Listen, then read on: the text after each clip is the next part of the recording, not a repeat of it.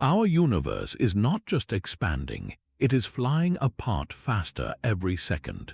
This terrifying acceleration is driven by a total mystery, a force we call dark energy. We are now living in the cosmic dark energy era, the epoch where this enigmatic power controls the fate of everything. By the end of this exploration, you will understand the 25 greatest puzzles that make this the most profound challenge in all of science. We will confront a vacuum energy prediction so wrong it defies logic, and question if our entire cosmos is headed for a violent disintegration. What single cosmic question keeps you awake at night? That single cosmic question, the one that keeps you awake, likely has the same answer for many of the world's greatest minds. It is not about black holes or alien life. It is a simpler, far more profound question. What is the universe made of? And the answer, shockingly, is that we do not know. The dominant ingredient of the cosmos, the very thing that is shaping our ultimate fate, is a complete enigma. This is the first and greatest mystery, the nature of dark energy itself. Think of the universe as a vast cosmic recipe. For a long time, we thought we understood the ingredients. There was the normal matter we see, the planets and stars, making up about 5%. Then there was dark matter, an invisible glue holding galaxies together, accounting for roughly 27%. But the remaining 68%, the overwhelming majority of the cosmic pie, was a total blank. We only knew it was there because of its effect.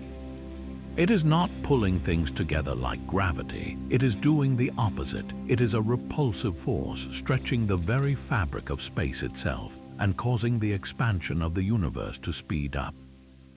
We gave this mysterious ingredient a name, dark energy, but the name is just a placeholder for our ignorance. So what could it possibly be? Physicists have a few leading candidates, and each one is stranger than the last. The frontrunner is an idea that goes back to Einstein himself, called the cosmological constant. This suggests that dark energy is an inherent property of empty space.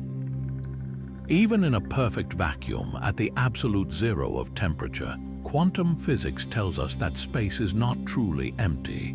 It is a seething, bubbling foam of virtual particles popping in and out of existence. This quantum activity should give the vacuum itself a constant energy density, a kind of background hum of the cosmos. This energy would have a repulsive gravitational effect, perfectly explaining the acceleration we see. It is an elegant, simple idea. There is just one catastrophic problem. When physicists calculate how strong this vacuum energy should be based on quantum theory, the number they get is wrong. Not just a little wrong, it is off by a factor of 10 to the power of 120. That is a 1 followed by 120 zeros. It is the single worst theoretical prediction in the entire history of science. This discrepancy is so immense it tells us we are missing something fundamental, something that completely rewrites our understanding of physics. The second candidate is called quintessence. Unlike a constant energy, quintessence imagines dark energy as a dynamic, changing field that permeates all of space.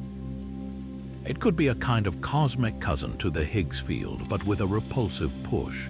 This field could slowly evolve over time, meaning the strength of dark energy might have been different in the past and could change again in the future. This idea opens up dramatic possibilities. Perhaps the acceleration is not a permanent feature of the cosmos, but a temporary phase. The third possibility is the most radical of all. What if dark energy is not a thing at all? What if we have simply gotten gravity wrong? Einstein's theory of general relativity has passed every test we have thrown at it for over a century. But those tests have all been within our galaxy or nearby clusters. On the vast cosmic scales of the entire universe, could gravity behave differently? Could it weaken over immense distances, creating the illusion of a repulsive force? Modifying Einstein's gravity is a monumental task, like trying to rewrite the foundational rules of the cosmos. So here we stand. The dominant force in our universe, controlling its ultimate destiny, is a total mystery. It could be the energy of empty space, a prediction so wrong it humbles our greatest theories. It could be a strange, shifting field that alters the rules of reality, or it could be a sign that our understanding of gravity itself is incomplete. This is the puzzle that defines our cosmic era, and solving it will require nothing less than a revolution in physics. That staggering error, a prediction wrong by 120 orders of magnitude, is not just a mistake. It is a screaming alarm bell in the heart of physics. This is the second great mystery, the cosmological constant problem, and it reveals a conflict so deep it threatens to tear our understanding of reality in two. On one side, you have quantum field theory, the spectacularly successful framework that describes the world of particles and forces. It tells us that empty space, the vacuum, is not empty at all. It is a quantum sea fizzing with activity. Think of it like the static on an old television screen, a constant, random crackle of energy. Virtual particles and antiparticles are constantly borrowing energy from the universe to pop into existence, only to annihilate each other a moment later. All this frantic activity gives the vacuum itself an intrinsic energy, a background hum. When physicists add up all the possible contributions from every known particle and field, they calculate a number for this vacuum energy density. And the number is enormous. It should be so powerful that the repulsive force it generates would have ripped the universe apart in an instant, long before any stars or galaxies could ever form. The universe, according to this math, should not exist. Yet, on the other side, we have our telescopes. When we measure the actual expansion of the cosmos, we find that dark energy's strength is real, but it is incredibly, delicately small. It is positive, causing the acceleration we see, but its value is about 120 powers of 10 smaller than the quantum prediction. To grasp the scale of this error, imagine trying to predict the weight of a single grain of sand. Your theory, using all the best science, confidently tells you the grain of sand should weigh as much as the entire observable universe. You then put the grain of sand on a scale, and it weighs exactly what a grain of sand should weigh. Your theory is not just off, it is describing an entirely different reality. This is the cosmological constant problem. The gap between prediction and observation is the largest in all of science. It means one of two things. Either our understanding of the quantum vacuum is catastrophically incomplete, or there exists some miraculous, unknown cancellation mechanism that perfectly erases almost all of that colossal vacuum energy, leaving behind only the tiny whisper we detect as dark energy. This suggests a gaping hole where our two most successful theories, quantum mechanics and general relativity, are supposed to meet. We lack a theory of quantum gravity, and this problem might be the clearest signpost pointing toward it. Solving this is not about tweaking a number. It demands a fundamental rewrite of the rules, a new vision of what empty space truly is. This leads us directly to the third great mystery, one that cuts to the very heart of our predictions for the future. Is dark energy constant, or is it dynamic? Is the force accelerating the universe an unchanging feature of space itself, or a shifting field that could one day fade away or even reverse? The answer determines whether our cosmos faces a cold, lonely expansion forever, or a far more dramatic and uncertain fate. The simplest idea is the cosmological constant, which we just discussed. In this model, dark energy is a property of the vacuum. Its strength, its energy density, remains perfectly constant over time and across all of space. It is like a universal background setting that never changes. The key number for physicists here is called the equation of state parameter, represented by the letter W. For a pure cosmological constant, W is exactly -1. This specific number produces the relentless, exponential acceleration we seem to observe. But what if dark energy is something else, like the dynamic field called quintessence? In that case, W would not be exactly -1. It could be different in the past and it could change in the future. It might even be a number that varies slightly from place to place. A W greater than -1 could mean the repulsive force weakens over time. A W less than -1, however, is a truly terrifying prospect called phantom dark energy, which would cause acceleration to grow infinitely, leading to a cosmic catastrophe. So how do we measure this invisible number? Astronomers have become cosmic detectives, using 3 powerful tools to trace the history of expansion.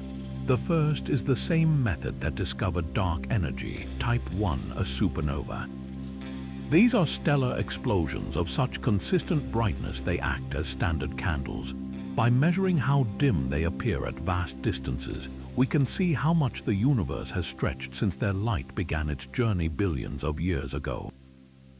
This gives us a direct record of the expansion rate over cosmic time. The second tool is called Baryon acoustic oscillations. This is a fancy term for a fossilized imprint from the early universe.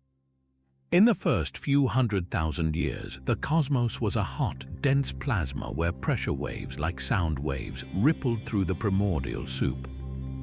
When the universe cooled enough for atoms to form, these waves froze in place, leaving a preferred scale, a standard ruler, etched into the distribution of galaxies. By measuring the apparent size of this ruler at different distances, we can see how space has stretched, providing another independent check on the expansion history. The third tool is the cosmic microwave background, the afterglow of the Big Bang itself. The subtle patterns in this ancient light tell us about the total content of matter and energy in the early universe.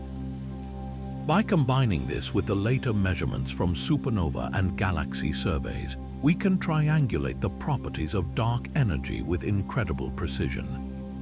So, what do the measurements say? The data overwhelmingly supports a universe that is accelerating, and the simplest model, a cosmological constant with W equals -1, fits remarkably well. But there are tantalizing, persistent hints in some datasets that W might not be exactly -1. It might be ever so slightly different, suggesting dark energy could indeed be dynamic. These hints are not yet strong enough to be a discovery. They linger at the edge of our statistical certainty, fueling intense debate and driving the design of next-generation telescopes. The question remains wide open. Is the cosmic accelerator pedal stuck permanently to the floor, or is our foot on a pedal that could, one unimaginably far day, be lifted? That delicate balance in the numbers points directly to an even deeper puzzle, one that feels almost personal.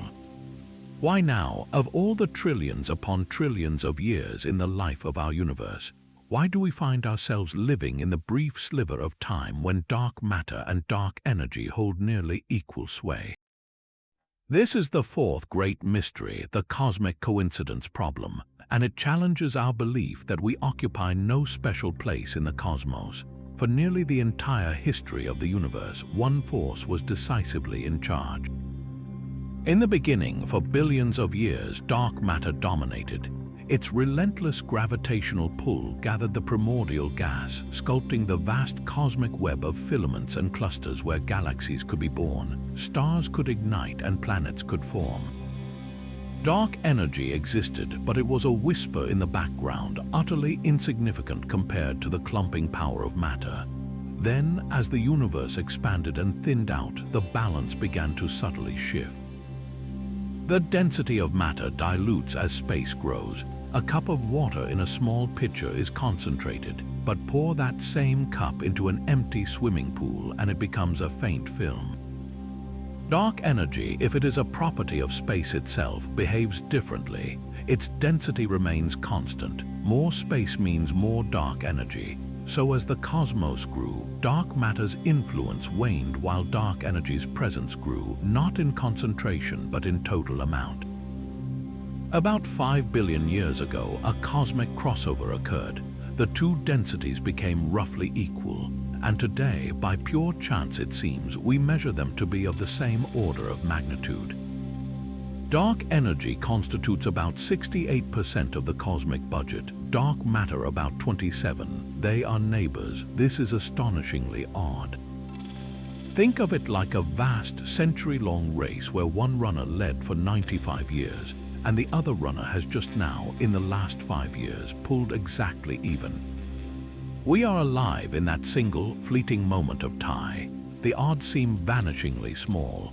It feels like a suspicious coincidence, as if the universe has been fine-tuned for observers to witness this specific transition. Physicists deeply dislike such fine-tuning. It suggests we are missing a principle, a mechanism that makes this outcome natural, not lucky. One compelling idea comes from the quintessence model. Perhaps dark energy is not constant but is a tracker field. This hypothetical field could have lain dormant during the age of matter, its energy density passively tracking or following the falling density of matter. Only when the universe expanded enough did the field awaken and stabilize, locking in its current value. In this scenario, the coincidence is engineered by physics, not chance. The transition from a matter-dominated to a dark energy-dominated universe becomes an inevitable phase change, like water turning to ice at a specific temperature. Then there is the more radical and philosophically unsettling explanation, the anthropic principle within a multiverse.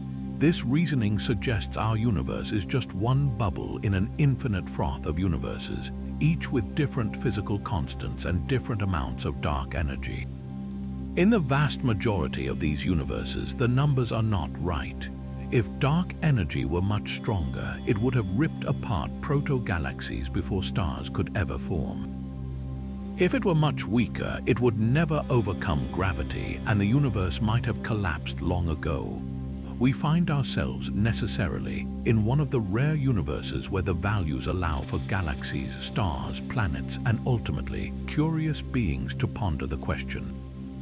The coincidence is not for us. We are here because of the coincidence.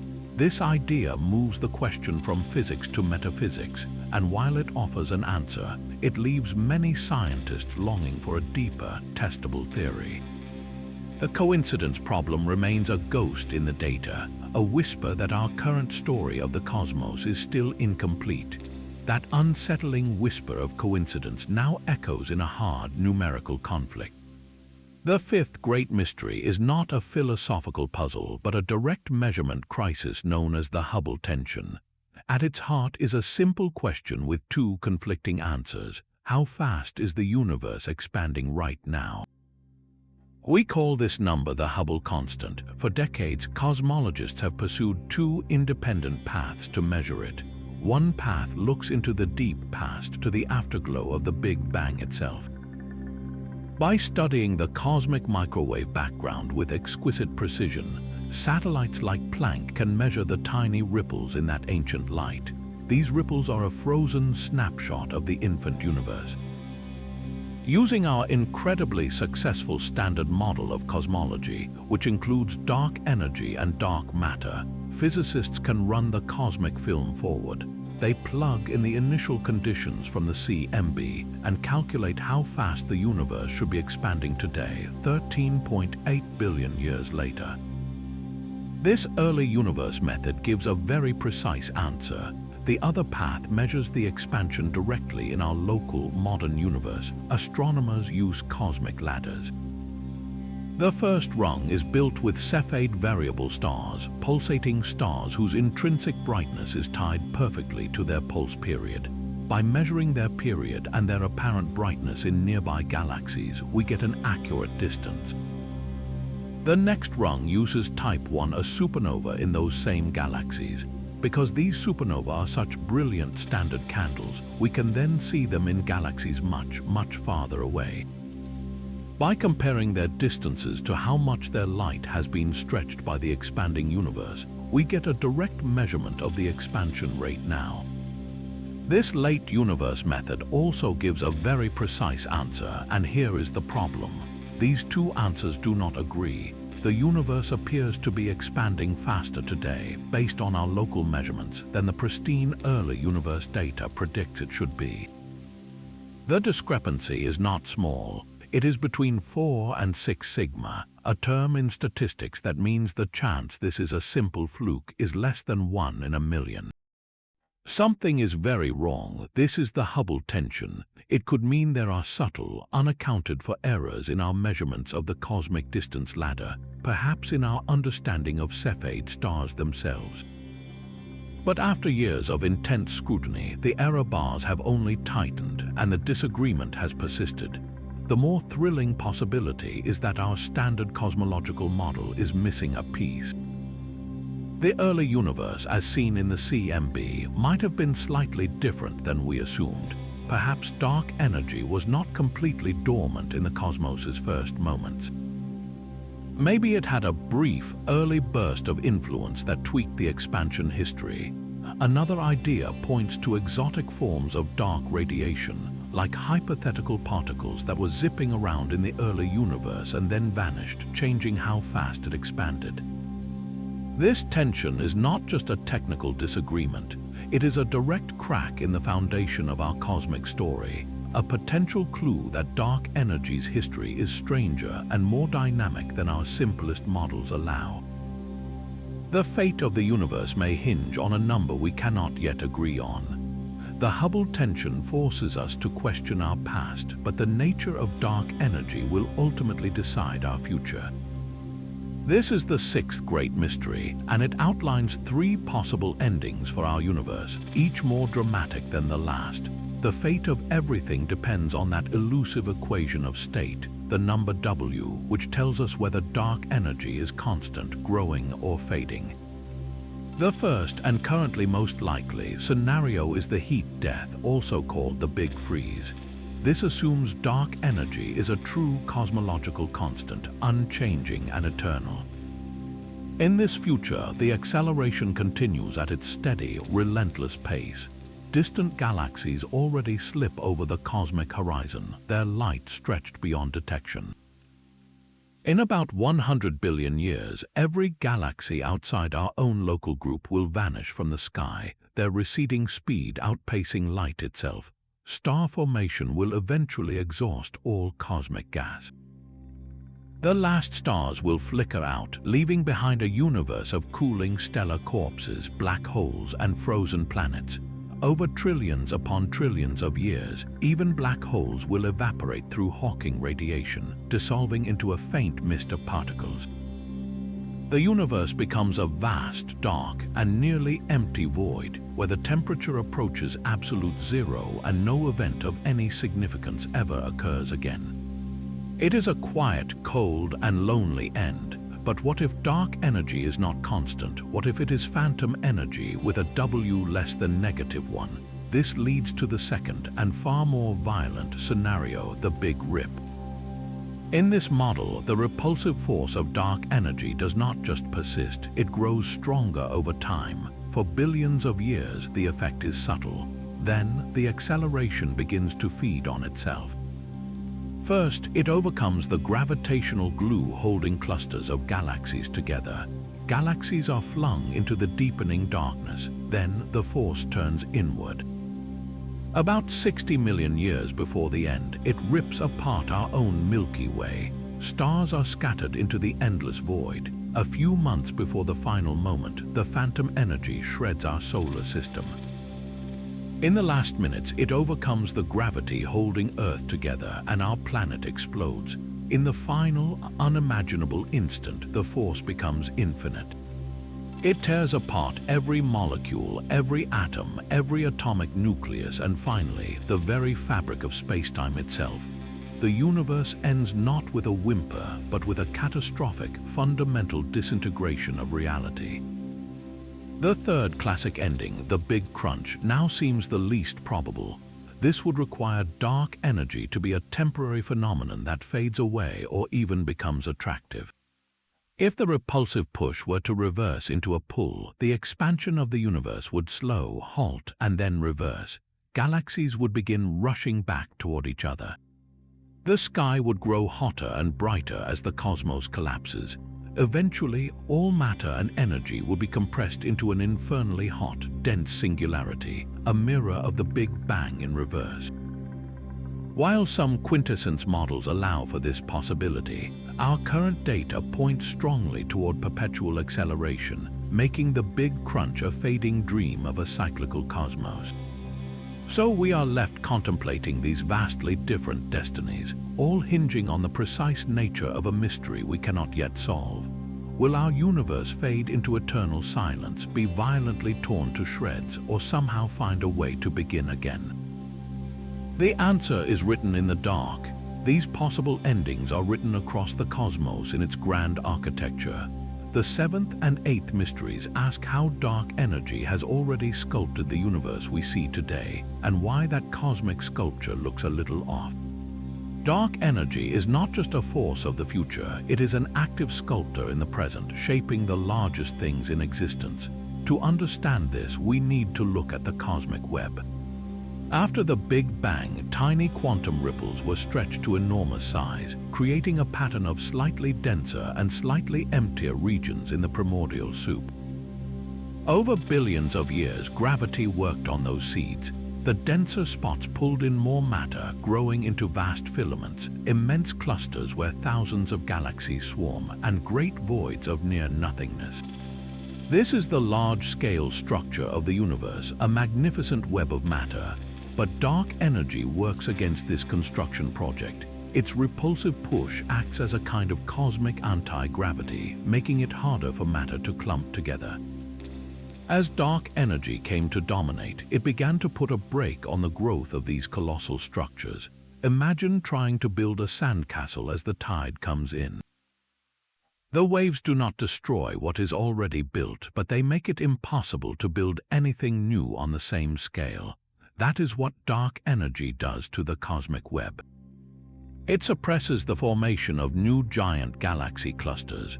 We can see this effect in the subtle way light from the cosmic microwave background is altered as it travels through the evolving web, a phenomenon called the integrated Sachs-Wolf effect. As CMB photons fly for billions of years, they pass through gravitational hills and valleys created by clusters and voids. If the universe were dominated only by matter, these hills and valleys would not change much during the photon's journey, and the energy gained going down a hill would be lost climbing back out. But in a dark energy-dominated universe, the gravitational landscape actually flattens out over time. The hills become less steep. A photon going down a hill loses less energy than it gains climbing out of a valley, resulting in a tiny, specific temperature shift in the CMB.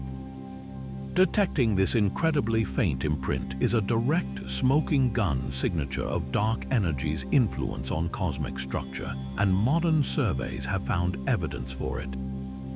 This confirms dark energy is not a passive background, but an active player that has been changing the rules of gravity's game for billions of years. Yet, when we compare our most sophisticated supercomputer simulations of this cosmic growth to the actual maps of millions of galaxies, we find a puzzling mismatch. The real universe, in its distribution of galaxies and clusters, appears just a bit smoother than our simulations predict. The lumps and clusters are not quite as pronounced as they should be. Something is suppressing structure formation a little more than our standard model accounts for. Could dark energy be stronger in the past than we think, applying an even heavier brake? Or is another unknown ingredient at work? One intriguing suspect is the neutrino. These ghostly particles produced in nuclear reactions and the Big Bang flood the universe. We know they have a tiny mass, and such fast-moving, lightweight particles tend to stream out of dense regions, smoothing things out. If neutrinos are heavier than we currently measure, they could be the culprits behind this extra smoothing. This discrepancy is a quiet tension in the data, a hint that either our understanding of dark energy's history is incomplete, or that the census of particles in the cosmos has a missing entry. The universe's grand design holds clues we are only beginning to decipher. These subtle discrepancies in the cosmic web point toward even larger and emptier structures. The ninth mystery takes us to a place of profound nothingness, the Eridanus supervoid. Imagine a spherical region of space nearly 1 billion light-years across. a volume so immense it could contain tens of thousands of galaxies like our Milky Way. Yet within this colossal bubble there is almost nothing. Galaxy counts are drastically low. It is not a perfect vacuum, but it is a staggering desert in the cosmos. The existence of such a supervoid is by itself a curiosity. According to our standard models of cosmic structure formation, seeded by those primordial quantum ripples, voids this large are possible, but they should be exceedingly rare.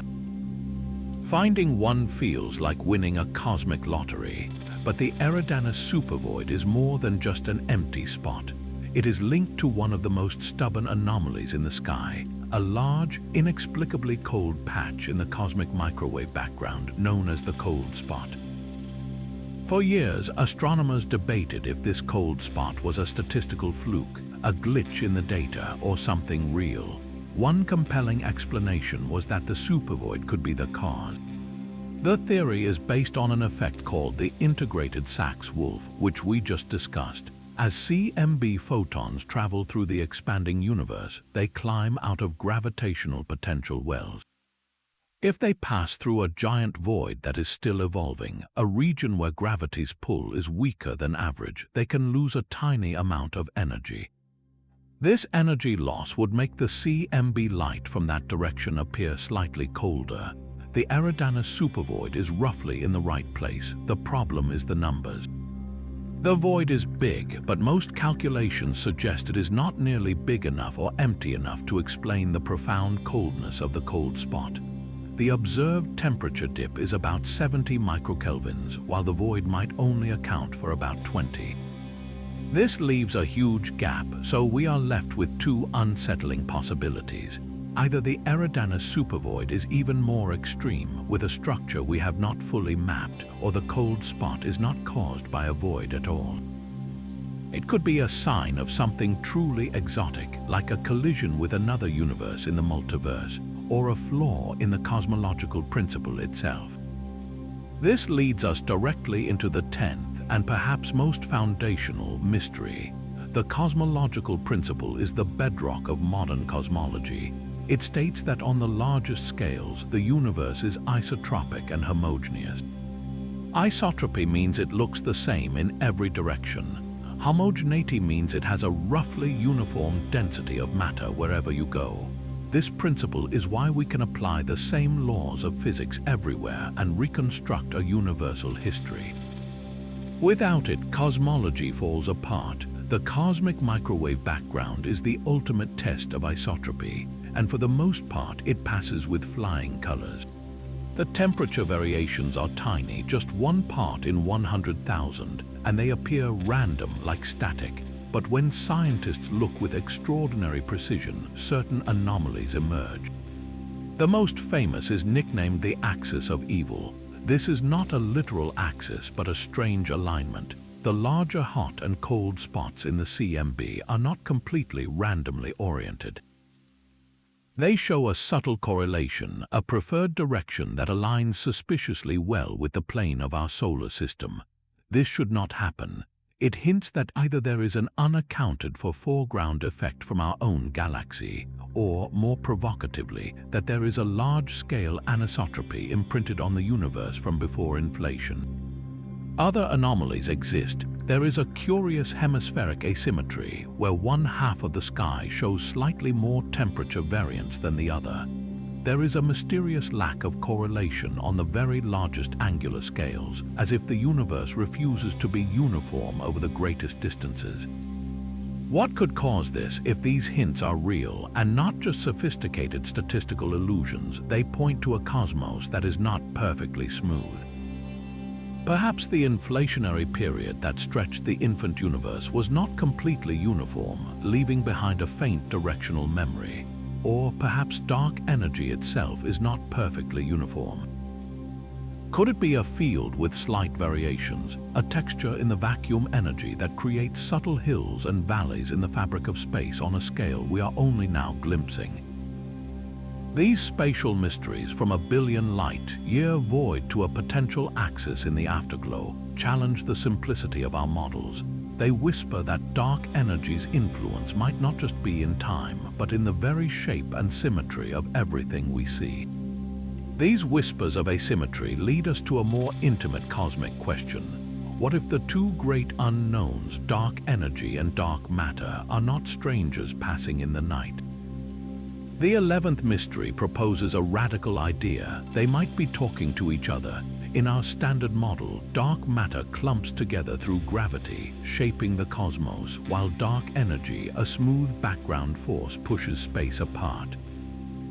They exist on separate ledgers of the cosmic budget, one for matter, one for energy. But what if that ledger is wrong? What if they can exchange energy like two cosmic bank accounts with a hidden transfer link? This is the idea of interacting dark energy and dark matter. In such a model, the repulsive force of dark energy could slowly drain energy from the clumps of dark matter, or perhaps even convert dark matter particles into dark energy over time. The implications are profound. This interaction could naturally explain the cosmic coincidence problem. The reason dark energy and dark matter have comparable densities today is not luck. It is because they have been in a slow dance for billions of years, their values linked by a fundamental law of exchange. One density tracks the other. Furthermore, an early, brief period of interaction could have injected extra energy into the expansion history of the universe, subtly changing how fast it grew in its youth. This could be the key to resolving the Hubble tension, aligning the early universe prediction with our local measurement of expansion. It is an elegant solution that ties two giant puzzles together with a single theoretical thread. But how would we ever detect such a ghostly conversation? We cannot see either component directly. We must look for the forensic evidence they leave in the universe they have shaped. The primary signature would be a distortion in the growth of cosmic structure. Remember, dark energy suppresses the clumping of matter. If dark energy is also siphoning strength from dark matter, that suppression would be more pronounced, or it would have a specific fingerprint across different cosmic epochs. Astronomers would search for this by meticulously mapping the three-dimensional distribution of millions of galaxies across vast distances, effectively creating a cosmic fossil record of structure growth. They would look for a telltale sign that clusters of a certain size and age are less common than our non-interacting models predict. Another signature might be found in the delicate patterns of the cosmic microwave background. An energy transfer between dark sectors would leave a specific imprint on the precise ratios of the temperature and polarization fluctuations we see in that ancient light. Finding such evidence is a monumental task requiring data from next-generation telescopes that will map the sky in unprecedented detail. The hunt is on for a whisper within a whisper, a hidden dialogue between the two shadows that rule our universe. That hidden dialogue, if it exists, would be governed by laws we have yet to write. But what if the value of dark energy isn't governed by a law at all? What if it is simply a random roll of cosmic dice? This is the 12th mystery, where dark energy collides with one of the most mind-bending ideas in modern physics, the multiverse. To understand this connection, we must venture into the theoretical landscape of string theory. This ambitious framework attempts to unify all forces and particles by imagining them as tiny, vibrating strings. But a consequence of this theory is the existence of a staggering number of possible vacuum states. Think of it as a cosmic terrain with countless valleys, each representing a stable configuration of the universe's fundamental constants. In each valley, the laws of physics could be slightly different. The strength of gravity, the mass of an electron, and crucially, the value of the cosmological constant, dark energy, could all be unique. In this landscape, our universe is just one bubble among a potentially infinite froth of others, each with its own random set of physical rules. In the vast majority of these bubble universes, the cosmological constant is not the tiny, delicate number we measure. It is often enormous and positive, causing a runaway expansion so violent that space rips apart before any structure can form. or it is negative, causing the universe to collapse back on itself immediately. A universe where atoms, stars, or galaxies could exist is an extraordinary rarity. This is where the anthropic argument enters. It states that we observe a small, positive value for dark energy, not because of a fundamental law, but because we could not observe anything else. We exist, necessarily, in one of the exceedingly rare bubbles where the numbers allow for the slow, grand cosmic evolution that leads to planets and life. The cosmological constant problem vanishes not because we solve it, but because we shift the explanation. Our universe's seemingly fine-tuned value is not a puzzle to be solved by a single equation. It is a selection effect, a cosmic survivor's bias. This idea is as profound as it is controversial. For some physicists, it is a revolutionary insight that redefines the goal of science. Instead of seeking a unique theory that predicts our constants, we seek a theory that predicts a landscape of possibilities and a mechanism, like eternal inflation, to populate it. Our task becomes to understand the statistical distribution of universes and our likely place within it. For others, it feels like a philosophical surrender. They argue it halts scientific inquiry by making our most fundamental observations mere environmental accidents, untestable and unpredictive. If anything is possible in some universe, how do we ever prove a theory wrong? The debate cuts to the core of what science is. Is the multiverse a legitimate, if speculative, extension of our best theories, or is it a metaphysical dead end? The hope for resolving this lies in finding empirical evidence. Could we ever detect the imprint of a collision with another bubble universe in the cosmic microwave background? Might the large-scale anomalies we see, like the cold spot, be scars from such an encounter? For now, the multiverse remains a shadow on the wall of cosmology, a tantalizing, frustrating answer to the mystery of dark energy that challenges us to rethink what a scientific explanation even means. The multiverse offers a statistical escape, but it does not silence the alarm at the core of the problem. The 13th mystery forces a direct confrontation with our ignorance. We cannot properly describe dark energy because we are missing the most fundamental theory of all. Dark energy lies at the violent intersection of the very large and the very small, a place where our two greatest theories of reality cease to speak to each other. This is the domain of quantum gravity. To understand why this matters, think of the universe as having two rulebooks. The first rulebook, Einstein's general relativity, masterfully describes the cosmos on grand scales. It tells us how matter and energy bend the fabric of space-time, creating the force we call gravity. It predicts black holes, the bending of light, and the expansion of the universe itself. It is a classical theory, meaning it deals with smooth, deterministic curves and fields. The second rulebook is quantum mechanics. It governs the subatomic world, a realm of probabilities, particles, and waves. It is famously weird, allowing for uncertainty and entanglement. This rulebook has given us the standard model of particle physics, explaining everything from the stability of atoms to the glow of stars. Both rulebooks are spectacularly successful in their own domains, but they are written in completely different languages, and dark energy is the child of their forced, ill-fated marriage. The cosmological constant, the idea that empty space has energy, comes directly from quantum mechanics. The calculation of the vacuum energy density is a quantum field theory exercise. But the effect of that energy, its repulsive gravitational push, is described by general relativity.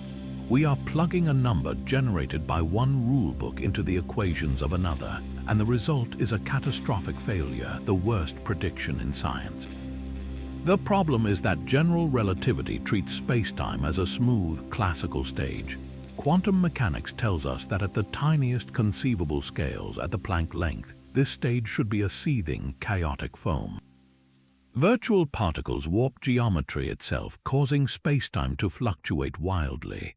Our classical theory of gravity simply breaks down here. It cannot describe a foam. Without a theory of quantum gravity, a unified rulebook, we are trying to calculate the energy of a stormy quantum sea using equations that only work for a placid classical pond. So, what might this new rulebook look like? Several ambitious candidates are vying for the title. String theory proposes that the fundamental ingredients of reality are not point-like particles, but incredibly tiny, vibrating strings. Different vibrations correspond to different particles and forces. In this framework, gravity emerges naturally, and the hope is that the landscape of possible vacuum states could explain the small value of the cosmological constant, though perhaps through the multiverse.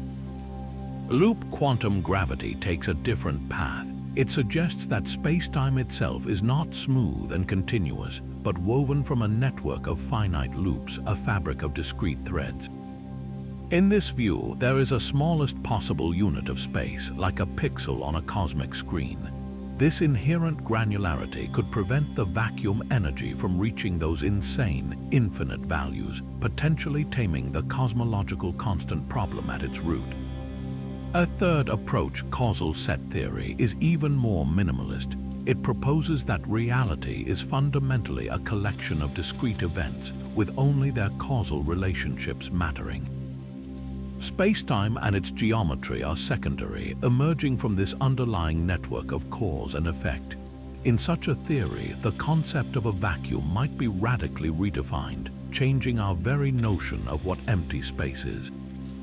Each of these frameworks attempts to rewrite the rules of reality at the most foundational level.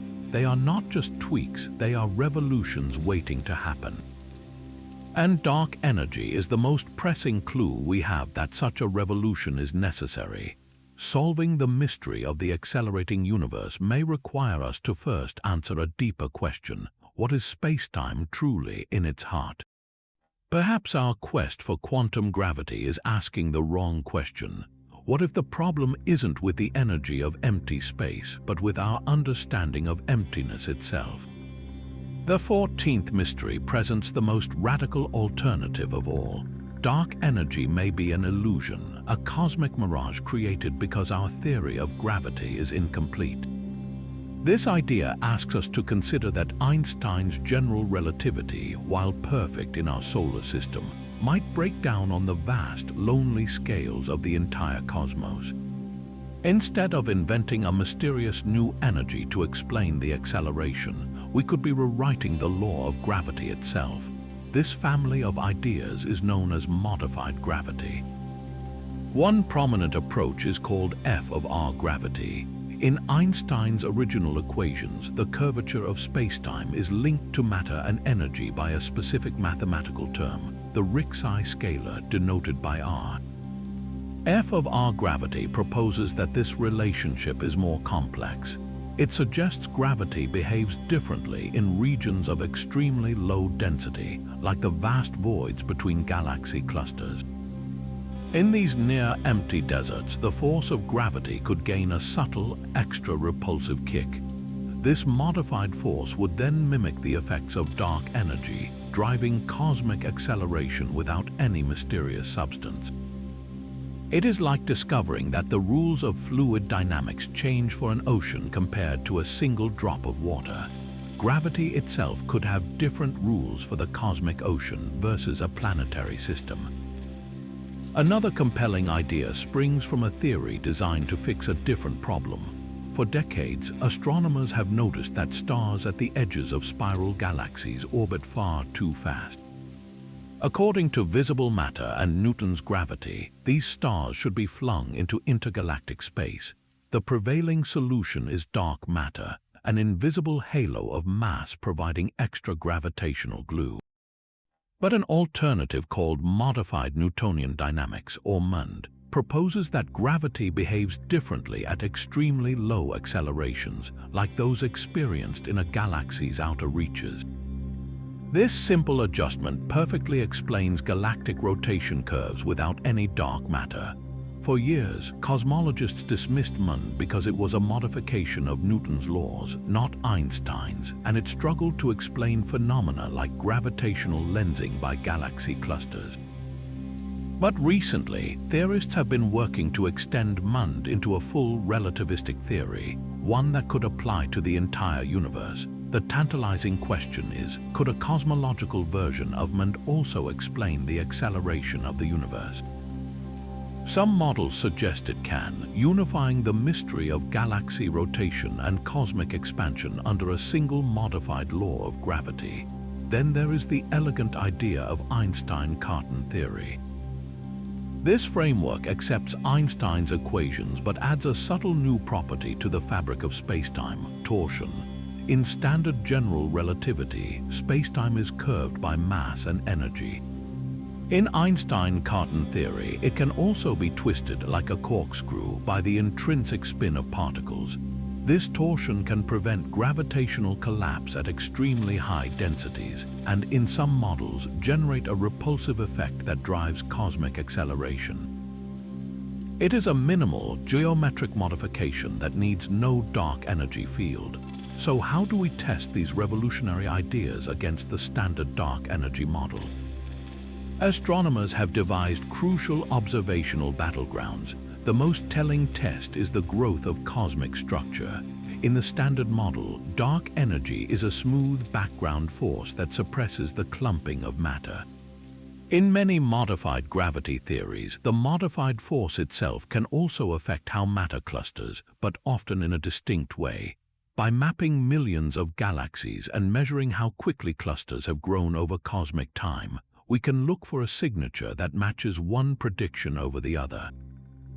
Another powerful test involves gravitational lensing, the bending of light by massive objects. Some modified gravity theories predict that light and matter will feel the modified force differently, leading to a mismatch between what we see from lensing and what we infer from the motion of galaxies. This is something the standard model does not allow. Finally, there is the ultimate laboratory, the universe's own history written in the cosmic microwave background and the distribution of galaxies. The standard cosmological constant model fits this data beautifully. For any modified gravity theory to be viable, it must match this exquisite fit while also explaining the acceleration. So far, no alternative has dethroned the simple cosmological constant, but each new, precise observation tightens the noose, forcing these creative theories to evolve or be discarded. The choice is stark. Do we live in a universe filled with a mysterious, repulsive energy, or are we witnessing the first cracks in our understanding of gravity's grandest domain? This cosmic standoff between gravity and its rivals may have a surprising third option. Perhaps dark energy is not a constant presence, nor a modification of gravity, but a force that has changed its character over time. This brings us to the 15th mystery, the early dark energy hypothesis, a daring idea designed to heal the rift of the Hubble tension, recall the core conflict. The early universe, as seen in the CMB, predicts a slower expansion rate today than what we measure locally. To bridge this gap, theorists propose that in the universe's first few 100,000 years, a strange additional form of energy briefly flared into existence. This was not the dark energy we know today. It was a transient burst, a kind of early dark energy that added an extra push to the infant cosmos during a critical window. Its effect was subtle but profound, centered on a single, crucial measurement, the sound horizon. This is the fossilized imprint of the farthest distance a sound wave could travel in the primordial plasma before atoms formed and the universe became transparent. That distance, frozen into the CMB and later into the distribution of galaxies, is our most important standard ruler.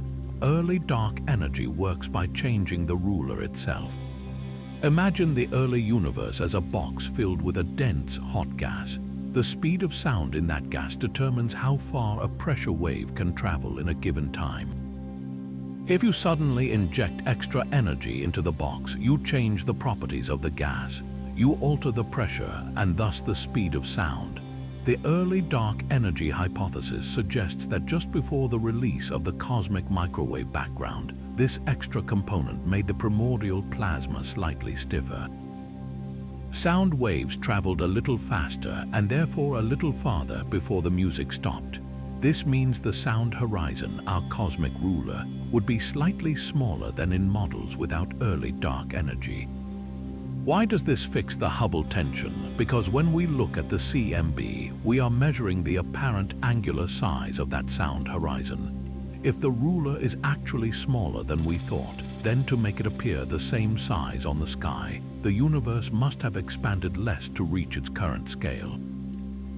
This tweak to the expansion history allows for a higher expansion rate today, bringing the early universe prediction into better agreement with our local measurements. It is a cosmic sleight of hand, using a brief, forgotten episode of repulsion to adjust the starting conditions of everything we see. The hunt for this ghostly burst is now a major focus of cosmology. Astronomers scour the most detailed maps of the cosmic microwave background, searching for subtle distortions in the pattern of hot and cold spots that would betray the presence of this extra energy. They also analyze the large-scale structure of the universe, looking for a specific signature in how galaxies are clustered that would match the altered sound horizon scale. If discovered, early dark energy would rewrite our timeline of cosmic evolution. It would mean the dark energy era did not begin 5 billion years ago, but had a fleeting, powerful precursor in the universe's first moments. This would transform dark energy from a simple constant into a dynamic actor with multiple acts, a force that could emerge, fade, and re-emerge across the lifespan of the cosmos. The question would then become, what triggered that first burst, and what connection, if any, does it have to the dark energy that dominates today? That fleeting burst of early dark energy, if real, would be a dramatic twist in the cosmic story. But what if the laws of physics themselves forbid such a plot? Deep within the abstract world of string theory, a powerful set of ideas is drawing a line in the sand, declaring that many of our favorite explanations for dark energy are simply impossible. This is the 16th mystery, the battle imposed by the swampland conjectures. To grasp this, picture a vast theoretical landscape. In one region, you have the string landscape, a collection of all possible low-energy theories that can successfully descend from a consistent quantum theory of gravity like string theory. These theories are said to live in the landscape. Surrounding this landscape, however, is a much larger, treacherous region called the swampland. This is filled with theories that look perfectly sensible on their own. They might beautifully describe dark energy or other phenomena, but they have a fatal flaw. They cannot be connected to a complete theory of quantum gravity. They are dead ends, mathematical mirages that are ultimately inconsistent with the deepest laws of reality. The swampland conjectures are the proposed fences and warning signs that keep us out of this treacherous territory. They are rules that any viable theory must obey. One of the most consequential for cosmology is the de Sitter conjecture. It deals with a specific type of space-time, a perfectly smooth, exponentially expanding universe like the one our dark energy seems to be creating, known as de Sitter space. This conjecture suggests that such a perfect, stable vacuum state might be impossible to construct in string theory. The quantum gravitational forces at play may always destabilize it. In practical terms, this conjecture places severe restrictions on the kind of fields that could act as dark energy, like quintessence. It demands that if a quintessence field exists, it cannot be too weak, and it cannot vary too slowly across space and time. Its potential energy must have a sufficiently steep slope. This creates a direct conflict with our observations. The dark energy we see appears incredibly smooth and constant, its strength changing little, if at all, across billions of years. A quintessence field that obeys the swampland rules would be much more dynamic. Its energy would decay rapidly, causing the acceleration to be a short-lived event in cosmic history. Our universe, in its current state, looks suspiciously like the stable de Sitter space the conjectures warn against, so we are presented with a stark choice. Either our leading theoretical framework for quantum gravity is pointing us toward a radical conclusion that the current accelerating phase is temporary and we are on the cusp of a dramatic transition, or our interpretation of the data is incomplete. Perhaps dark energy is not a simple cosmological constant, but something far more exotic that skirts these rules. Maybe the conjectures themselves need refinement. This is not a minor technical dispute. It is a fundamental clash between the top-down requirements of quantum gravity and the bottom-up evidence from our telescopes. The swampland is forcing cosmologists to ask, are we building models of dark energy that are mathematically elegant but fundamentally forbidden by the universe's deepest architecture? Resolving this tension may require us to witness the next cosmic act, to see if the acceleration truly lasts or if the swampland's warnings were right all along. The swampland's theoretical fences force us to look for evidence in the only laboratory that ever existed at those energies, the universe itself.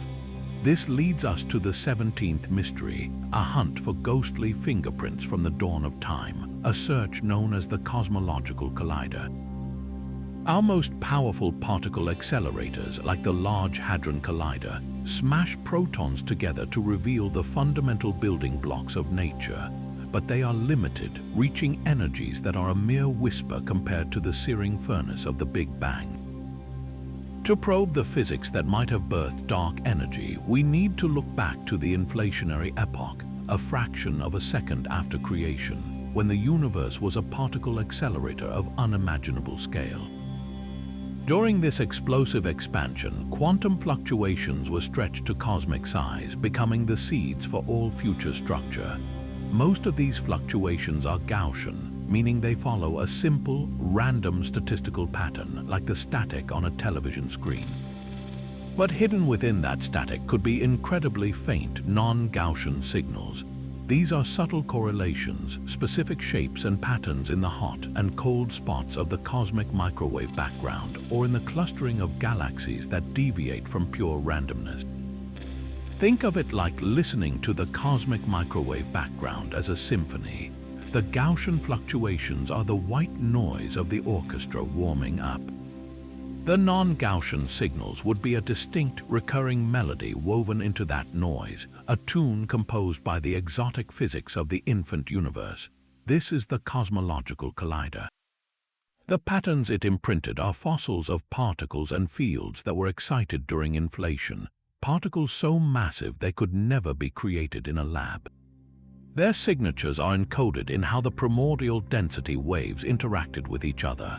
By mapping the CMB and the large-scale structure in 3 dimensions with exquisite precision, cosmologists are essentially building a particle detector the size of the observable universe, tuned to listen for the echoes of these primordial giants. What could these signals tell us about dark energy? One thrilling possibility is that the field responsible for driving inflation, the inflaton, was not alone. It may have interacted with other heavy fields. Some of these companion fields could have decayed away, but others might have survived in a dormant, low-energy state. As the universe evolved and cooled, this dormant field could have later awakened to become the quintessence field we call dark energy. The specific shape of a non-Gaussian signal could reveal the mass and spin of this primordial field, telling us its identity, and by extension, giving us a first principles prediction for the nature of dark energy billions of years later. It would connect the universe's explosive birth directly to its accelerating fate. Finding such a signal is a monumental challenge. It requires sifting through mountains of data to find a correlation 100 times fainter than the already tiny temperature variations we study. Next-generation telescopes like the Simons Observatory and the future CMB-S4 are being designed with this exact hunt in mind. They are not just mapping the sky, they are tuning their instruments to hear the faintest melodies from the dawn of time. If they succeed, we will have done more than solve a cosmic mystery. We will have read the opening pages of a story that was written in the first trillionth of a second, a story whose final chapter is still being written in the accelerating dark of today.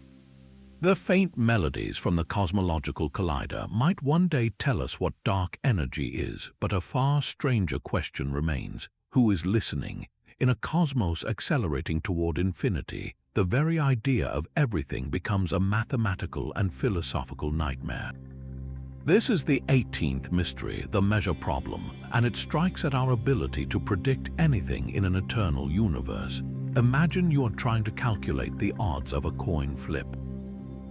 You flip it once, it lands heads. The probability of heads is 1 in 2. Simple. Now imagine the coin is flipped an infinite number of times. In that endless sequence, every possible outcome occurs an infinite number of times.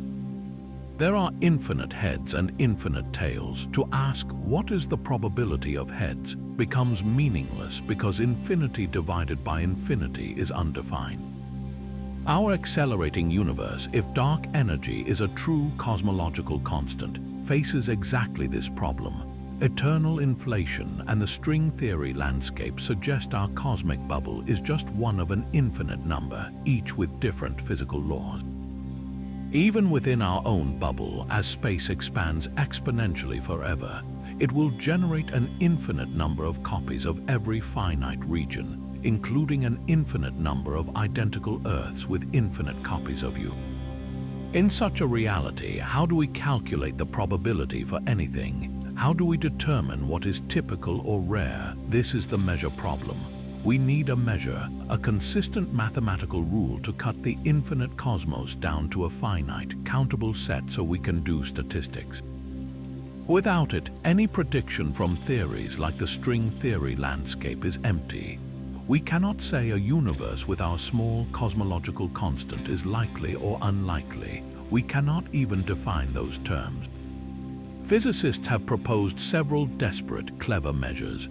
One is the causal patch measure. It argues that an observer can only ever access information within their own cosmological horizon, the finite sphere of space from which light has had time to reach them since the beginning of the universe. You ignore the infinite copies beyond your horizon and only count events within your causal patch. It is a profoundly anthropic solution. What matters is what one observer can see. Another is the scale factor cutoff measure. Here you stop counting events in different regions of the multiverse when they reach a certain age, measured by how much they have expanded. You compare universes at the same stage of their internal clock, not at the same external time. This can yield finite probabilities. Yet another idea is to weight probabilities by the entropy production in a region, favoring histories where complex structures like observers arise. Each measure gives different answers. Some might predict that a universe with our value of dark energy is overwhelmingly likely, others that it is absurdly rare. This is not just abstract philosophy. The validity of the entire anthropic explanation for the cosmological constant hinges on solving this problem. If we cannot define a unique, compelling measure, then using the multiverse to explain dark energy becomes an untestable, almost poetic suggestion rather than a scientific one. The measure problem forces a humbling realization. Our most ambitious theories of quantum gravity predict a reality so vast that our standard tools of prediction break down. To understand why our particular cosmic bubble looks the way it does, we may first need to invent a new mathematics of the infinite, a way to find meaning in a universe without end. The struggle to find meaning in an infinite cosmos pushes us toward the most fundamental currency of reality, information. The 19th mystery asks if dark energy itself could be a phenomenon of cosmic data processing, a force born from the universe's hidden quantum computations. This speculative frontier connects the accelerating expansion to black holes, quantum gravity, and a profound puzzle known as the information paradox. To begin, we must look at a black hole. According to classical physics, a black hole is a perfect trap. Anything that crosses its event horizon is lost forever. Its information, the specific arrangement of particles that made it a book, a planet, or a person, seemingly erased from the universe. This violates a sacred principle of quantum mechanics. Information can never be truly destroyed. The black hole information paradox is the conflict between Einstein's gravity, which permits this erasure, and quantum theory, which forbids it. The leading resolution suggests that information is not lost, but is somehow encoded on the black hole's event horizon, a scrambled record of everything that fell in, eventually leaking back out as the black hole slowly evaporates through Hawking radiation. Now take this idea and expand it to the entire cosmos. Our accelerating universe has a cosmic horizon, a boundary beyond which light can never reach us because space is expanding too fast. This is not a physical barrier, but an informational one. Could there be a connection between this cosmological horizon and the event horizon of a black hole? Some theorists propose that the vacuum of space itself possesses a kind of quantum computational complexity. This is not computation in the sense of a silicon chip, but a fundamental, dynamic processing of quantum information. The constant entangling and disentangling of fields and particles that defines the fabric of reality. In this view, dark energy's repulsive force might be an emergent consequence of this cosmic information processing. One radical idea is called the dark dimension scenario. It suggests that our familiar three-dimensional space is actually a membrane floating in a higher dimensional bulk. The quantum information associated with our universe's vacuum could be leaking or holographically projected into this extra dimension. The energy cost of maintaining this complex informational state could manifest as the cosmological constant we measure. The acceleration would then be a side effect of how our universe stores and manages its quantum data. Another conjecture ties dark energy directly to complexity. In quantum computing, complexity measures how many logical operations are needed to transform one quantum state into another. The vacuum state of our universe might be evolving toward ever greater quantum complexity. This evolution, this inherent computational activity of spacetime, could generate a constant repulsive pressure. Dark energy, then, would not be a thing you could point to, but a symptom of the universe's growing inner complexity, like the heat given off by a tirelessly working computer. These ideas are, for now, breathtakingly speculative. They exist at the intersection where cosmology, quantum gravity, and information theory collide, a place of equations and profound intuition. Yet they offer a staggering possibility that the fate of our cosmos is not dictated by a mysterious energy, but by the fundamental laws of information. The universe's acceleration might be the ultimate expression of its need to remember, to compute, to never forget a single quantum bit. If true, then every galaxy fleeing into the darkness is part of a cosmic calculation whose final answer we cannot yet read. Those profound speculations about cosmic computation will remain just that speculation unless we can gather hard, precise evidence from the sky. This brings us to the 20th great mystery, a challenge of pure engineering and ambition. How do you measure the invisible? How do you quantify a force that reveals itself only in the subtle stretching of space across billions of years? The hunt for dark energy's true nature is a battle against cosmic distances and the limits of our own instruments, demanding a level of precision that pushes the very edge of what is possible. We are not just looking at the stars, we are trying to weigh the void itself. The core challenge is one of exquisite measurement, to distinguish between a perfectly constant dark energy and a dynamic one, or to test modified gravity. We need to map the expansion history and the growth of structure with unprecedented fidelity.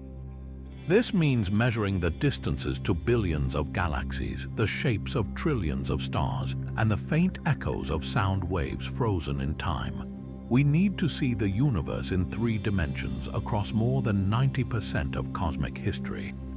It is a task so vast it requires a new generation of cosmic observatories, machines of staggering scale and sensitivity now being built or planned. Leading this charge is the Vera C. Rubin Observatory in Chile and its legacy survey of space and time. This is not a traditional telescope. It is a cosmic camera, a digital eye that will scan the entire southern sky every few nights for a decade. Its primary mirror is over 8 meters wide, and its camera contains over 3 billion pixels. The LSSD will detect tens of billions of galaxies and track millions of supernovae. Its power lies in statistics and change. By repeatedly imaging the sky, it will construct a monumental movie of the cosmos. One of its key techniques is weak gravitational lensing. As light from distant galaxies travels to us, it is subtly distorted by the gravitational pull of all the matter, both dark and visible, in its path. By measuring the slight, coherent warping in the shapes of millions of galaxies, Rubin can create a mass map of the cosmic web, revealing how dark matter is clustered. Tracking how this clustering changes over cosmic time will tell us how dark energy has been suppressing the growth of structure, providing a direct test of its strength and constancy. Next, we have the Nancy Grace Roman Space Telescope, NAS, a flagship astrophysics mission set to launch later this decade. Roman is a wide-field infrared observatory that will operate from a stable point 1 million miles from Earth. Its mission complements Rubin's, but with a crucial advantage: the crystal-clear view of space, free from Earth's blurring atmosphere. Roman will conduct its own enormous survey using 3 powerful techniques in concert. It will discover thousands of Type 1, a supernova farther back in time than ever before, directly charting the expansion rate. It will measure baryon acoustic oscillations with exquisite precision, using that fossilized sound wave as a standard ruler. And it will perform its own weak lensing survey in infrared light, peering through cosmic dust to see even more of the universe's structure.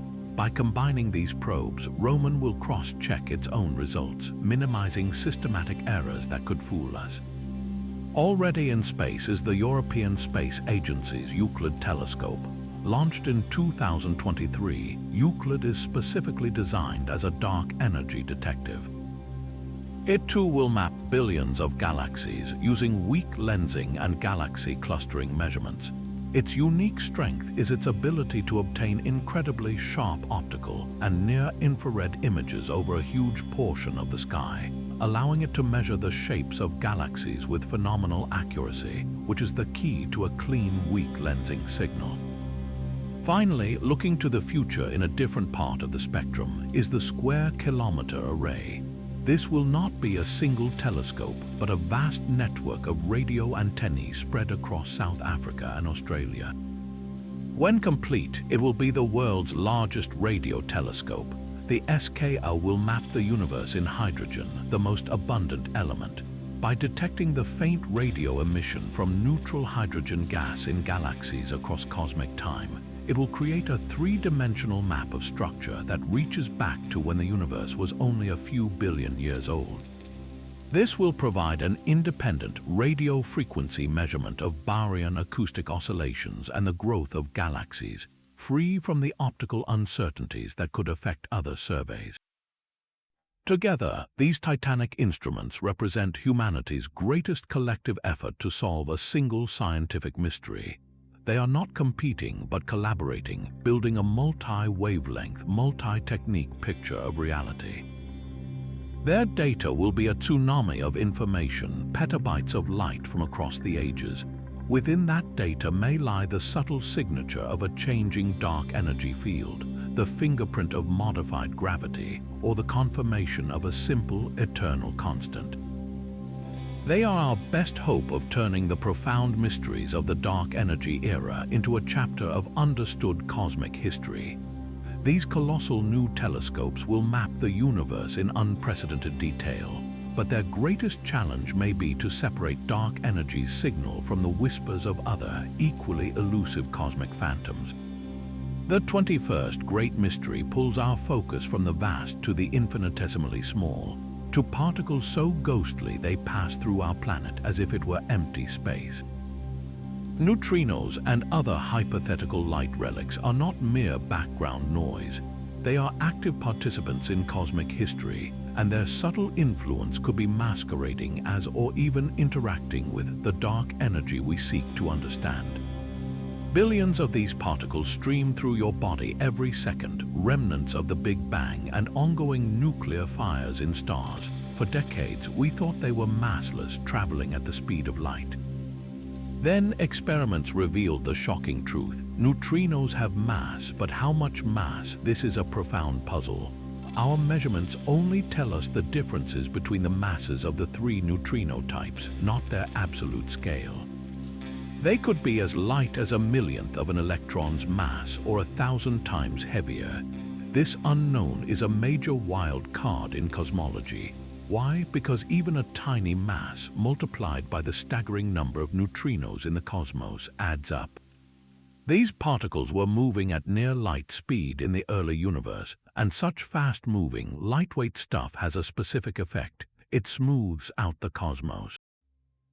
It acts as a form of dark radiation that streams out of dense regions, suppressing the growth of the very cosmic structures our telescopes are trying to measure. If neutrinos are heavier than our current best guesses, their smoothing effect is stronger. This could explain why the large-scale structure of the universe appears slightly smoother than our standard simulations predict. It would mean part of the signal we attribute to dark energy suppression of growth might actually be the work of these ghostly particles, but the connection could be far deeper than a simple mix-up. Some of the most elegant theories in particle physics, designed to explain why neutrinos are so impossibly light, directly invoke scales of energy that are also linked to dark energy. One leading idea is the seesaw mechanism. This proposes that the familiar, lightweight neutrinos we see have super-heavy partner particles with masses 1 trillion times greater than a proton. The seesaw works like a playground toy. As one side, the heavy partner, goes up to an immense mass, the other side, the ordinary neutrino, is pushed down to an incredibly tiny mass. The energy scale associated with these heavy partners is often tied to the grand unification of forces, a realm far beyond our particle colliders. Intriguingly, the energy density corresponding to dark energy is also an extraordinarily small number. Could both puzzles, the tiny neutrino masses and the tiny cosmological constant, be two sides of the same coin? Could the same fundamental symmetry breaking, the same new physics that gave neutrinos their mass, also have generated the residual vacuum energy we call dark energy? It is a tantalizing thread connecting the quantum world to the fate of the cosmos. Beyond neutrinos, other hypothetical light relics lurk in theoretical models. The action, a particle originally proposed to solve a different quantum puzzle, is a prime candidate for dark matter. But certain types of actions could behave more like a dark energy field, a form of quintessence that changes over time. Then there are sterile neutrinos, hypothetical particles that do not interact via any force except gravity. They could have been produced in the early universe and decayed away, injecting a burst of dark radiation that subtly altered the expansion history, much like the early dark energy hypothesis. These particles are ghosts within ghosts, capable of mimicking the effects we ascribe to dark energy or of interacting with it in ways we cannot yet predict. For the next generation of observatories, this means the detective work just got exponentially harder. A discrepancy in the growth of structure could be due to dynamic dark energy, a modification of gravity, or a heavier than expected neutrino. A hint in the cosmic microwave background could point to early dark energy or to a sterile neutrino that faded away. Disentangling these signals is the ultimate forensic challenge. It requires combining the cosmological data with direct laboratory experiments, hunting for neutrino masses and actions, a convergence of the largest and smallest scales of science. The true nature of dark energy may be hidden in plain sight, woven into the story of the universe's lightest, most elusive inhabitants. Ghosts in the data force us to question the very stage on which this cosmic drama plays out. For over a century, cosmology has rested on a profound and elegant assumption, the cosmological principle.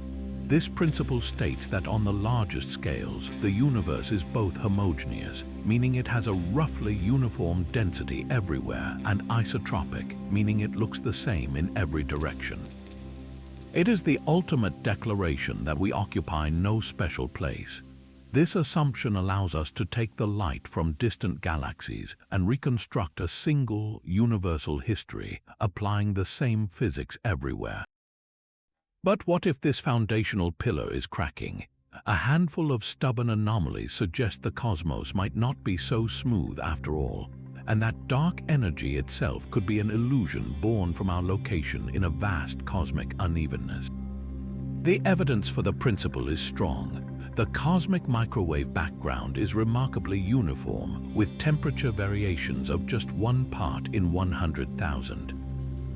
The distribution of galaxies, when mapped across billions of light years, forms a cosmic web that appears statistically similar in every direction, yet several peculiar signals persist. One is the idea of bulk flows. Galaxies are not just drifting apart with the Hubble expansion, they are also streaming in a particular direction, pulled by the gravitational tug of unseen superclusters of matter. Some studies suggest these flows are too large and coherent, extending over distances where the universe should be too smooth to generate such a collective motion. It is as if our entire galactic neighborhood is being tugged by a hidden mountain range on the cosmic map. Then there is the dipole tension. When we look at the CMB, we see a pronounced dipole pattern. One hemisphere is slightly warmer, the opposite hemisphere slightly cooler. This is conventionally explained as our own motion through space, a Doppler shift, like the change in pitch of a siren as it passes. We are moving toward the warmer region. The speed derived from this CMB dipole should match the speed we measure relative to the average rest frame of nearby galaxies, but they do not align perfectly. The discrepancy hints that part of this dipole might not be due to our local motion, but could be an intrinsic feature of the universe itself, a fundamental anisotropy imprinted at the beginning. Most famous is the cold spot in the CMB, a region significantly colder than the surrounding sky. While it might be explained by the Eridanus supervoid, as we discussed, the void seems insufficient to account for the extreme cold. This leaves open a more radical possibility. The cold spot is a bruise from a collision with another universe in the multiverse, or a sign of a true, giant irregularity in the primordial density. These anomalies converge on a radical alternative to dark energy, the giant void model or the Lemaitre-Tolman-Bondi model. This idea turns the cosmological principle on its head. It proposes that we live near the center of an immense spherical region of space that is significantly less dense than the cosmic average, a void billions of light years across. In such a model, the apparent acceleration of the universe is a geometric illusion. Here is how it works. Imagine you are standing at the bottom of a vast, gently sloping valley. The ground around you seems to rise evenly in all directions. Now, if you throw a ball, it will appear to roll away from you, and its speed might even seem to increase if the valley's slope changes in a specific way. In the cosmic void model, we are at the center of a low-density region. The higher density universe outside our void exerts a stronger gravitational pull on galaxies at the void's edge. From our central vantage point, this creates the observed effect that distant galaxies are receding faster than expected, mimicking cosmic acceleration. No dark energy is required. It is all a trick of perspective and gravity in an inhomogeneous cosmos. This is a breathtaking idea. It suggests we might, in fact, live in a special place, not the center of the universe, but the center of a colossal bubble of nothingness. It elegantly solves the coincidence problem. We see acceleration now because we happen to be alive at the right time and place within the void's evolution to witness this particular effect. However, most cosmological data currently disfavors this model. The patterns we see in the CMB, combined with supernova data and measurements of baryon acoustic oscillations, are exquisitely consistent with a homogeneous universe containing dark energy. A void large and deep enough to explain the acceleration would leave other, unmistakable imprints on the CMB that we simply do not see. It would also predict a specific distortion in the spectrum of the CMB radiation, known as the kinematic Sunyaev-Zeldovich effect, which searchers have not found. Yet the void model remains a vital and tantalizing alternative. It is a crucial stress test for the cosmological principle. Its persistence reminds us that our entire edifice of cosmic understanding is built on an assumption, one we must continually and rigorously question. Every anomaly, every tension in the data is a potential window into a stranger, more textured reality. The hunt for dark energy is in part a hunt to prove we do not live in a special place, even as the shadows on the wall sometimes suggest otherwise. That unsettling possibility of a cosmic void, a flaw in the smoothness of everything, pushes us to consider an even more radical reimagining of reality. The 23rd mystery suggests the accelerating expansion is not driven by a mysterious energy, but is a fundamental consequence of the universe's hidden architecture and its ultimate limits of information. This idea connects dark energy to the profound laws of thermodynamics and a revolutionary concept called the holographic principle. We must begin with entropy, a measure of disorder or randomness. The second law of thermodynamics is one of the most unbreakable rules in all of physics. The total entropy of an isolated system always increases over time. The universe is the ultimate isolated system, and its entropy is constantly growing. Stars burn out, black holes evaporate, and particles scatter, all contributing to a cosmic march toward maximum disorder. But what is the maximum possible entropy our universe can hold? The answer, according to the holographic principle, is shocking. It states that all the information contained within a volume of space can be fully described by the physics on its two-dimensional boundary. Think of it like a hologram on your credit card. The flat, two-dimensional surface encodes all the data needed to project a three-dimensional image. In the same way, the holographic principle suggests that our three-dimensional reality, with all its galaxies, stars, and planets, might be a projection from a two-dimensional surface at the edge of the observable universe. This is not science fiction. It is a serious consequence of combining quantum mechanics with black hole physics. For a black hole, the maximum entropy it can contain is not proportional to its volume, but to the area of its event horizon. The holographic principle extends this radical idea to the entire cosmos. The maximum entropy of our observable universe, then, would be proportional to the area of our cosmic horizon, the spherical boundary from which light has just had time to reach us since the Big Bang. Now, here is the stunning connection to dark energy. As the universe expands, that cosmic horizon grows, the area of that sphere increases. Therefore, the maximum possible entropy of our observable universe is also increasing. Some theoretical models propose that the cosmological constant, the number that sets the strength of dark energy, is not a random free parameter. Instead, it might be determined by this maximum entropy bound. In a sense, the universe is expanding to accommodate its need for more disorder, to make room for more possible states. The acceleration we measure could be the universe's way of maximizing its entropy carrying capacity as efficiently as possible. In this view, dark energy is not a thing you could ever isolate in a lab. It emerges from the fundamental relationship between information, geometry, and gravity.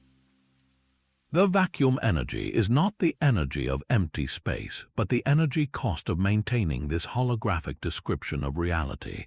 The repulsive force is a side effect of the universe updating its cosmic hard drive, continually increasing its storage space for quantum information. This leads to a profound and almost poetic possibility. The fate of our cosmos, its relentless acceleration into cold darkness, may be the inevitable thermodynamic destiny of a holographic system. The universe is not running out of energy, it is running out of ways to be interesting. It is becoming the simplest, most disordered state it can be, which, for a holographic universe, means expanding its boundary to its maximum area. We are not witnessing the action of a mysterious force, but reading the final lines of a cosmic script written in the language of information theory. The dark energy era, then, is the universe settling into its oldest age, not with a bang, but with the quiet, inexorable growth of its own memory.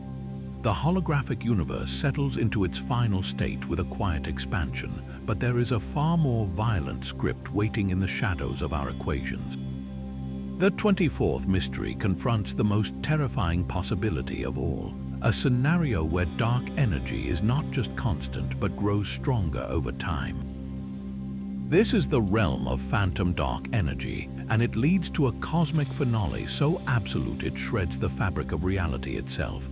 To understand the phantom, we return to that crucial number, the equation of state parameter W. For a simple cosmological constant, W is exactly -1. If dark energy is a dynamic quintessence field, W might be slightly greater than -1, meaning its repulsive push could weaken. But if W is less than -1, even by a tiny amount, you cross a forbidden line known as the phantom divide. Here, the energy density of dark energy does not dilute as the universe expands. It actually increases. The more space stretches, the more powerful the phantom becomes. This creates a runaway feedback loop of repulsion. The acceleration does not just continue, it feeds on itself, growing exponentially stronger until it overwhelms every force that holds the universe together. The result is the Big Rip. First, galaxy clusters are torn apart. Then, individual galaxies are shredded. As the end draws near, the phantom force invades our solar system, ripping planets from their stars. In the last minutes, Earth itself is pulled apart. In the final instant, the force becomes infinite. It overcomes the nuclear forces binding atoms, then the strong force holding atomic nuclei together. Space-time itself is torn asunder. The universe ends not in ice, but in a fundamental disintegration of matter, energy, and the very stage they exist upon. It is a truly apocalyptic vision, but is it physically possible? The moment we cross the phantom divide, our equations scream in protest. A phantom field typically requires a negative kinetic energy. In simple terms, kinetic energy is the energy of motion. For any normal substance, from a rolling ball to a vibrating field, this energy is positive. A negative kinetic energy is bizarre. It implies the field has a kind of negative mass quality, where pushing it makes it slow down, a concept that leads to profound instabilities. On the quantum level, these instabilities are catastrophic. The vacuum of space, which is already a seething foam of virtual particles, becomes violently unstable. Phantom energy would catalyze the runaway production of particles and ghostly states, tearing apart the quantum fabric long before it could ever rip apart galaxies. Most theorists believe such a state is fundamentally forbidden by the laws of physics. It is a mathematical ghost that reality itself would never allow to manifest. So why do we even consider it? Because our measurements, for all their precision, cannot yet rule it out. When astronomers fit their supernova and galaxy clustering data to models, the best fit value for W often comes out very close to -1, but the error bars, the range of uncertainty, sometimes dip slightly below that line. It is a statistical flirtation with the phantom, not a discovery. No observation has provided conclusive evidence that W is less than -1. The data is perfectly consistent with a simple, constant cosmological constant. Yet the phantom possibility lingers, a haunting reminder of the limits of our knowledge. It forces a profound question about the scientific method itself. Should we exclude the phantom scenario purely on theoretical grounds because it leads to absurdities and instabilities? Or must we remain strictly guided by observation, allowing even the most unsettling possibilities until data definitively kills them. This is the tension between top-down theory and bottom-up discovery. The phantom divide is more than a line in an equation. It is a boundary between a universe that fades away and a universe that violently self-destructs, and a frontier where our deepest theoretical principles stand guard, warning us that some mathematical paths lead not to other worlds but to sheer nonsense. Our universe's fate may hinge on whether that guardian is right. Phantom energy threatens to tear reality apart, but our very survival in this moment points to a final, dizzying puzzle. The 25th and last mystery is not about what dark energy is, but about what our existence tells us about its future. This is the anthropic shadow, a statistical argument that casts our own presence as observers into the heart of cosmic doom. If a violent end like the Big Rip or a sudden vacuum decay were inevitable in our cosmic future, why are we here to talk about it billions of years in advance? Our observation point feels suspiciously safe, and that safety might be an illusion with terrifying implications. The logic is deceptively simple, known as the doomsday argument. Imagine you are a random person born at some unknown point in the total history of the human species. If the species goes on to have 1 trillion future members, your birth number, your position in the sequence would be incredibly early. Statistically, it is far more likely that you would find yourself somewhere in the vast middle, not among the very first few billion. So, simply by observing that you exist in these relatively early generations, you can infer with a strange statistical weight that the total number of humans who will ever live is probably not astronomically large.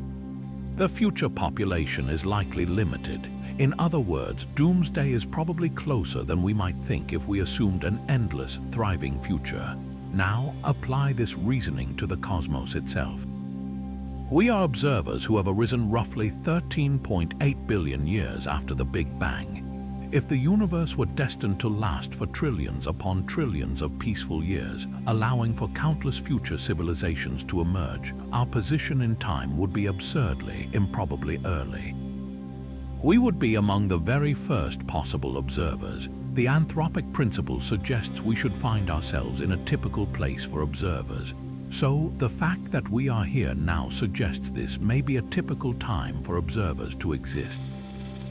And that implies the total lifespan of the observable universe, or at least the era capable of supporting life like us, may not be nearly as long as we hope. This casts a dark shadow over the dark energy era. Our standard model suggests a long, slow heat death over timescales that are literally incomprehensible. But the doomsday argument whispers that this is a fantasy. If the future were that long and fertile, we probably would not be here to see its dawn. Our existence as early observers is evidence that the future observable universe is likely truncated. This could mean several unsettling things for dark energy. Perhaps the cosmological constant is not perfectly stable. Maybe we are in a metastable vacuum, a false, low-energy state that could suddenly quantum tunnel into a true vacuum any moment, a bubble of destruction expanding at the speed of light to erase everything. Perhaps phantom energy is real, and the Big Rip is not infinitely far off, but is scheduled for a time that is, on a cosmic scale, just around the corner. Our survival until now does not prove these events will not happen. It merely proves they have not happened yet. And statistically, our early position hints they may happen before an enormous number of future observers could arise. This is the ultimate anthropic shadow. We look back at a past filled with supernova, asteroid impacts, and ice ages, all of which we survived. But we cannot see the catastrophes that did happen because they would have prevented our existence. We only see the history that led to us. This creates a selection bias, a shadow where all the cosmic bullets that could have killed us are missing from our record. The most terrifying possibility is that the biggest bullet is still in the chamber, and our very presence here now is a clue that it fires sooner rather than later. This ties the nature of dark energy directly to the fact of our consciousness.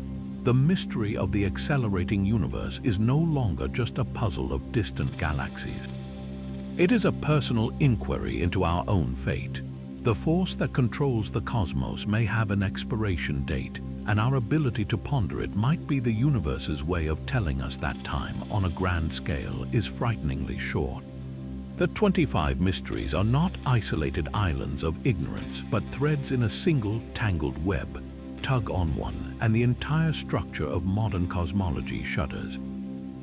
The accelerating universe is not a single puzzle to be solved with one equation, but a grand, interconnected crisis that defines our understanding of reality itself. Consider the connections. The Hubble tension, that stubborn disagreement over the expansion rate, is not just a measurement error. It could be the key that unlocks the door to early dark energy, a fleeting burst of repulsion in the infant cosmos.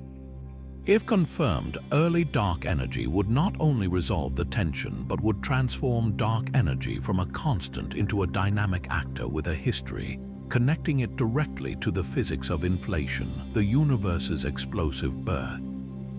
That, in turn, pulls us into the realm of quantum gravity and the swampland conjectures. A dynamic field like quintessence must obey the swampland's strict rules, which forbid a perfectly stable, eternal acceleration.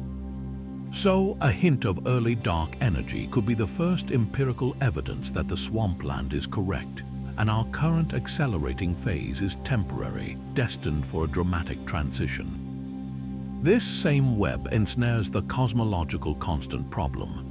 That staggering error in the vacuum energy calculation is the clearest signal that we lack a theory of quantum gravity. Any solution to the dark energy mystery, whether it points to a modified law of gravity or a new field, must also solve this catastrophic mismatch. The answer might come from the cosmological collider, searching for non-Gaussian whispers in the ancient light that reveal the heavy particles present during inflation, particles whose descendants could be the dark energy field today. Every observation is a test of multiple hypotheses at once. When the Vera C. Rubin Observatory measures the subtle warping of galaxy shapes through weak lensing, it is not just measuring dark energy strength. It is simultaneously testing the growth of cosmic structure against the predictions of general relativity, searching for signs of modified gravity, and constraining the possible mass of neutrinos whose smoothing effect can mimic dark energy suppression. The Nancy Grace Roman Space Telescope Supernova Survey will chart the expansion history, but that same data will also provide the sharpest test yet for the giant void model, the idea that we live in a cosmic underdensity and the acceleration is an illusion. A single anomaly in that data could force us to abandon the cosmological principle, the foundational assumption that the universe is smooth. This is the true nature of the quest. We are not hunting a solitary ghost, we are mapping an entire haunted landscape. The next generation of telescopes are not single-purpose instruments, they are machines of profound synthesis. They will flood us with petabytes of data, a cosmic tapestry where the threads of dark matter, neutrino physics, gravity, and inflation are all woven together. Pulling on the thread labeled dark energy will tighten knots across the entire fabric. Solving one mystery may mean solving them all, revealing not just what drives the cosmos apart, but how space, time, and matter are fundamentally intertwined. The dark energy era is therefore more than an epoch in cosmic history. It is the defining scientific challenge of our time, a web of 25 mysteries that, when untangled, will show us the true architecture of reality. This interconnected web of mysteries reveals a stunning truth. Dark energy is not merely one unsolved problem on a list. It is the central, defining puzzle of our cosmic era, a single question that unravels into 25 threads, each pulling at the foundations of physics itself. Our journey has taken us from the vacuum's impossible energy to the threat of a phantom tear, from the whispers of the cosmological collider to the silent statistics of the anthropic shadow.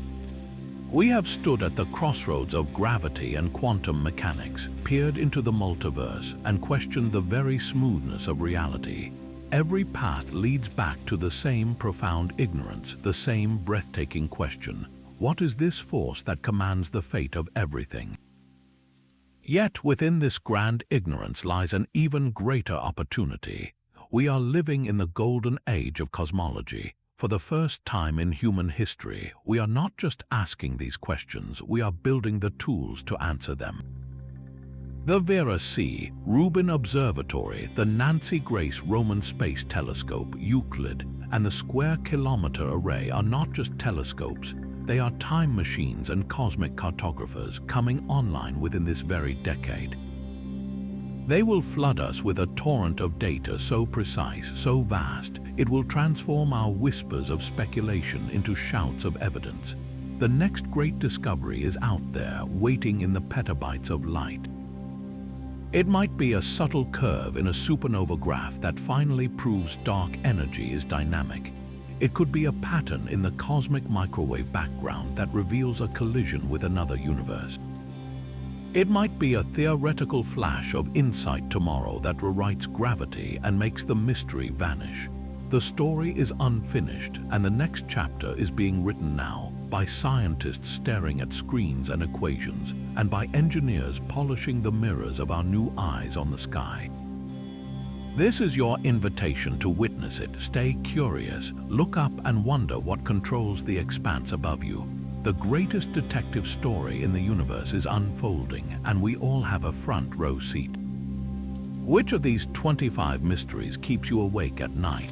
Share your thoughts below and subscribe to join us as we chase the next revelation in